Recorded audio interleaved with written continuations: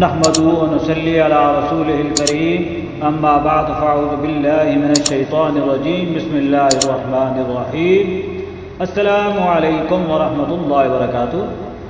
قاری اکرام الحق چینل میں آپ کو خوش آمدید۔ آج کی ویڈیو میں انشاءاللہ العزیز 14 اگست کے حوالے سے آپ کے ساتھ چند ایک باتیں شیئر کروں گا۔ میری طرف سے آپ سب کو، بڑوں کو، چھوٹے بچوں کو، بچیوں کو 14 اگست کی آزادی مبارک ہو۔ اللہ تبارک و تعالیٰ کا کرم ہے کہ اس دن اللہ تبارک و تعالیٰ نے ہمیں آزادی جیسی نعمت سے مالا مال کیا، تو ہمیں چاہیے کہ اس دن میں ہم اللہ کے قرآن کی تلاوت کریں اور نوافل پڑھیں، نہ کہ غیر شرعی باتیں جو ہیں وہ ہم کریں۔ تو آزادی کا یہ مقصد نہیں ہے کہ ہم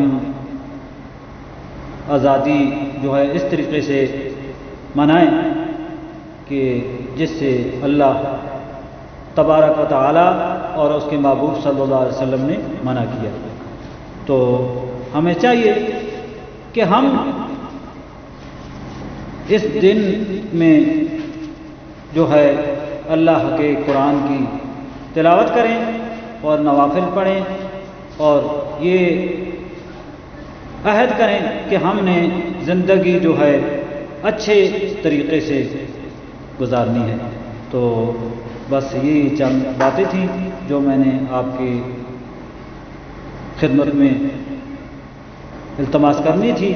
تو اللہ تبارک و تعالی ہماری مدد فرمائے، اللہ تبارک و تعالی اس ملک کو قائم و دائم رکھے، جیسا کہ لا الہ الا اللہ محمد رسول اللہ یہ ہم جو پڑھتے ہیں، لا الہ پاکستان کا مطلب کا لا الہ الا اللہ، تو ہمیں اس طریقے سے اچھے اچھے کام کرنے چاہیے۔